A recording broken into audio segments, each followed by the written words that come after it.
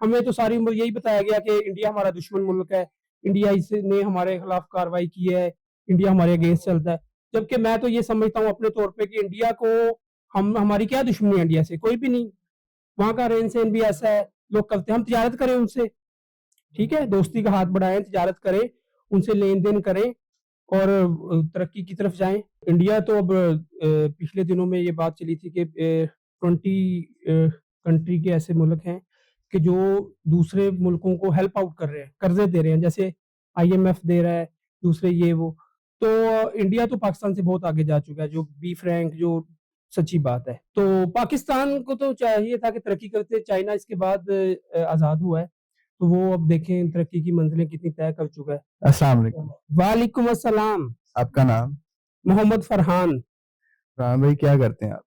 मैं health department में मेरी जॉब है जी सर, इधर टीएचक्यू में, बुरेवाला। अस्सलाम वालेकुम व्यूअर्स, मैं हूं आपका होस्ट मोहम्मद वसीम। आप देख रहे हैं मेरा और आपका यूट्यूब चैनल काफी रिएक्शंस। व्यूअर्स, ईरान जो कि पाकिस्तान का हमसाया मुल्क है, इस्लामी मुल्क और बरादर मुल्क है, उन्होंने 33 कंट्रीज की लिस्ट जारी की है जिसमें वीजा फ्री एंट्री दी जाएगी और इंडिया को उस लिस्ट में टॉप ऑफ द लिस्ट रखा गया है। पाकिस्तान का दूर दूर तक नाम नहीं है। सुनने में हमेशा यही आया कि जितने भी इस्लामी मुल्क है वो पाकिस्तान के साथ खड़े हैं, लेकिन हर जगह पे पाकिस्तान को पीछे छोड़ा जाता है। मलेशिया और श्रीलंका भी वीजा फ्री एंट्री इंडिया को दे चुके हैं और रशिया भी इस बात पे नजर डाल रहे हैं कि इंडिया को वीजा फ्री एंट्री दी जाए। पाकिस्तान के अपने हमसाया ममालिक के ईरान, अफगानिस्तान और इंडिया के साथ ताल्लुकात बेहतर नहीं है, ना ही वो पाकिस्तान को वीजा फ्री एंट्री देना चाहते हैं। क्या वजह है कि पाकिस्तान को हर कंट्री के साथ ताल्लुकात में बेहतरी लाने में प्रॉब्लम दरकार हो रही है और इंडिया जो है वो हर कंट्री के साथ अपने ताल्लुकात को बेहतर कर रहा है। चलते हैं पाकिस्तानी अवाम की तरफ, उनकी इस बारे में क्या राय है, हमारे साथ यहीगा। मिलते हैं वीडियो के एंड पे।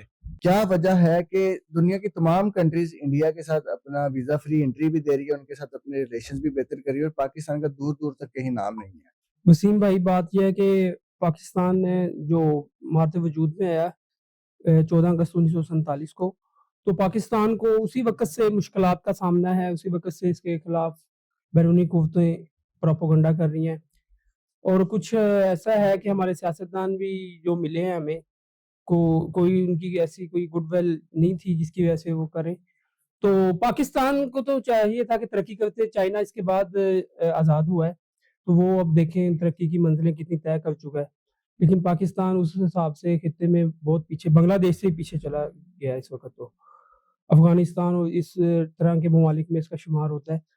जबकि हम अपना कंपैरिज़न करते हैं इंडिया के साथ, इंडिया तो अब पिछले दिनों में ये बात चली थी कि 20 कंट्री के ऐसे मुल्क हैं कि जो दूसरे मुल्कों को हेल्प आउट कर रहे हैं, कर्ज़े दे रहे हैं, जैसे आईएमएफ दे रहा है, दूसरे ये वो। तो इंडिया तो पाकिस्तान से बहुत आगे जा चुका है, जो बी फ्रैंक जो सच्ची बात है, ठीक है? और हम अपने यहाँ पे इस्लामी लसानियत के तौर पे और कोई लड़ाई झगड़ों में, कोई इस तरह के मौज़ू पे हम लोग उलझे हुए हैं। तो है तो मुसलमान कंट्री, लेकिन ये इसमें जो प्रोपेगेंडा चल रहा है, वो बैरूनी कुव्वतों का अमल दखल-ज़्यादा है इसमें। तो बाकी हमें हमारे इंडिया से क्या, हमें तो सारी उम्र यही बताया गया कि इंडिया हमारा दुश्मन मुल्क है, इंडिया इसने हमारे खिलाफ कार्रवाई की है, इंडिया हमारे अगेंस्ट चलता है। जबकि मैं तो ये समझता हूँ अपने तौर पे कि इंडिया को हम हमारी क्या दुश्मनी है इंडिया से? कोई भी नहीं। वहाँ का रहन-सहन भी ऐसा है, लोग करते हैं, हम तिजारत करें उनसे, ठीक है? दोस्ती का हाथ बढ़ाएँ, तिजारत करें, उनसे लेन-देन करें और तरक्की की तरफ जाएँ। आपने बोला कि चाइना पाकिस्तान के बाद आजाद हुआ, लेकिन जी। पाकिस्तान 1947 से लेकर आज तक सिर्फ ये बोला गया है कि पाकिस्तान आजाद हुआ है, लेकिन सही मायने में हमें नजर नहीं आया कि पाकिस्तान आजाद हुआ है। और दूसरी बात, इंडिया के साथ ट्रेड की तो हमें करनी चाहिए इंडिया के साथ ट्रेड, क्योंकि दो मुल्कों की जब दीवारें आपस में मिलती हैं तो उनको बहुत ज्यादा फायदा होता है। लेकिन अब इंडिया हमारे साथ ट्रेड करने को एग्री नहीं होगा कभी भी, ठीक है? और दूसरी बात कि आपने बोला कि इंडिया हमसे बहुत आगे निकल चुका है, 20 कंट्रीज को वो आईएमएफ की तरह कर्जा भी दे रहा है। तो हम देख रहे हैं कि इंडिया तो अफगानिस्तान की भी हेल्प कर रहा है, लेकिन पाकिस्तान को इस्लामिक कंट्रीज भी पूछ के राजी नहीं है। सऊदी अरब जैसी कंट्रीज इंडिया में इन्वेस्टमेंट कर रही है। देखें जी, पाकिस्तान जो है वो एक सोने की चिड़िया है। यहाँ पे हर तरह का जैसे कि वेदर है हमारे पास, अल्लाह का शुक्र है, 4 तरह के वेदर हैं यहाँ पे, मौसम है, दरिया है, पानी है, हर तरह से ज़री मुल्क है। लेकिन इसको आई थिंक जब भी पाकिस्तान तरक्की करने लगता है, कोई बैरूनी कुव्वतें कोई ऐसा प्रोपेगेंडा करती हैं, कोई हुकूमत चेंज कर दी है या कोई यहाँ पे जो स्टेक होल्डर्स हैं वो उनको आपस में कोई प्रोपोगंडा करके उनको लड़ा दिया गया, कोई ऐसे कर दिया गया, कभी शिया सुन्नी का फसाद कर दिया गया, कभी कोई मजहबी जमात आगे आ गई, कभी कोई ऐसा। तो मैं ये कहता हूँ कि जब तक कोई अच्छा हुक्मरान नहीं आएगा तो पाकिस्तान मेरे ख्याल में तरक्की नहीं कर सकता। कोई अवाम भी हमारी साफ सी बात है बिगड़ी हुई है, कोई इसको कोई किसी चीज का कोई नहीं है, बस जो एक चीज के पीछे लग गए तो लग गए, बस ठीक है, उसका कोई वो नहीं है। आपने अभी बात की कि जो भी हुकूमत हमारी आती है उसको प्रोपेगेंडा करके उसको खत्म कर दिया जाता है। तो प्रोपेगेंडा की अगर बात करें तो मोदी सरकार जब नरेंद्र मोदी ने गवर्नमेंट संभाली थी उसको बोला जाता था ये बंदा गलत है, ये चोर है, ये मुल्क का ग्राफ नीचे ले जाएगा, इकोनॉमी गिरा देगा, जीडीपी गिरा देगा। लेकिन आज आप देखें कि मोदी सरकार की जो पार्टी है वो हैट्रिक करने जा रही है। वो अपने 15 साल कंप्लीट करेंगे और वहाँ की स्टेबिलिटी है जिस वजह से हर कंट्री जो है ना वहाँ पे इन्वेस्टमेंट करने जा रही है। अगर हम पाकिस्तान की बात करें तो हम जो भी नई पार्टी आती है हम किसी एक को टारगेट नहीं करते, जो भी पार्टी आती है हम उसको चोर चोर कह के उसको गिराने, अभी वो स्टार्ट नहीं करता हम हुकूमत गिराने की कोशिश करते हैं और वो कोशिश 3 साल तक पूरी हो जाती है। 3 साल के आगे कोई भी गवर्नमेंट नहीं जाती। जब इंडिया क्या करता है हर कंट्री के साथ 5 साल का एग्रीमेंट करता है, इंडिया खुद करता है 5 साल का एग्रीमेंट, जिस वजह से हर कंट्री वहां पे इन्वेस्टमेंट करने जा रही है। हम किसी के साथ 5 साल का एग्रीमेंट कैसे करेंगे, हम तो 3 साल बाद गवर्नमेंट गिरा देते हैं। मैंने वही बातें की कि कई ऐसी बातें हैं जो इन फ्रंट ऑफ कैमरा नहीं हो सकती, ठीक है, तो वो चीजें होती हैं लेकिन हम भी समझते हैं, लेकिन कैमरे के आगे वो हम लोग नहीं उसको कह सकते, आप भी समझते हैं इस चीज को।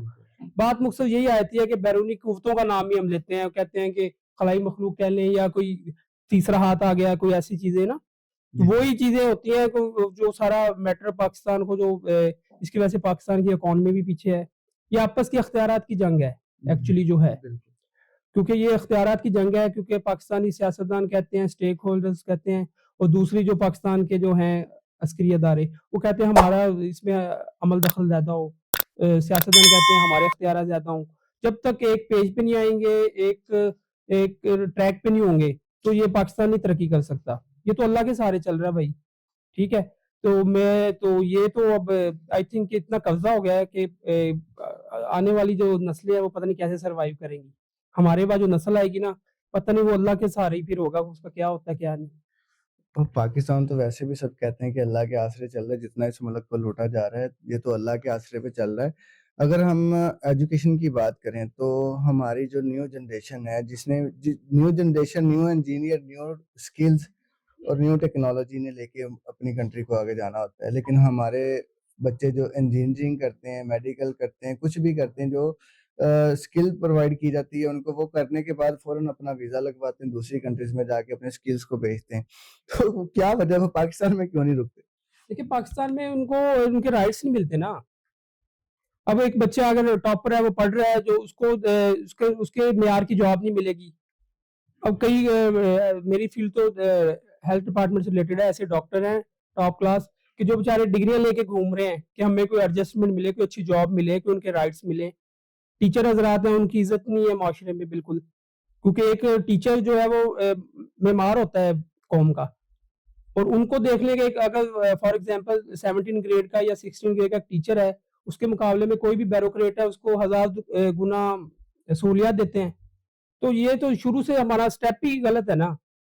अब पिछले दिनों टीचर्स बेचारों के साथ कितना जुल्म किया है उन्होंने, मारपीट की है लेडीज टीचर्स के साथ, और दूसरे जो हमारे उस्ताद मोहतरम वगैरह लोग जो है, जो हम जिन्होंने हमें उंगली पकड़ के चलना सिखाया, पढ़ाया, उनके साथ ही हम उनका रिगार्ड ही नहीं दे रहे, उनके राइट्स ही नहीं दे रहे, तो जब फिर क्या बनेगा इस मुल्क का।